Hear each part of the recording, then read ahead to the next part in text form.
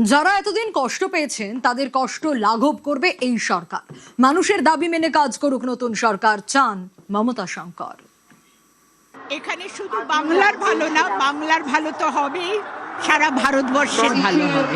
যারা কষ্ট পেয়েছেন তারা যেন আবার পরের মানুষদের কষ্ট না দেন।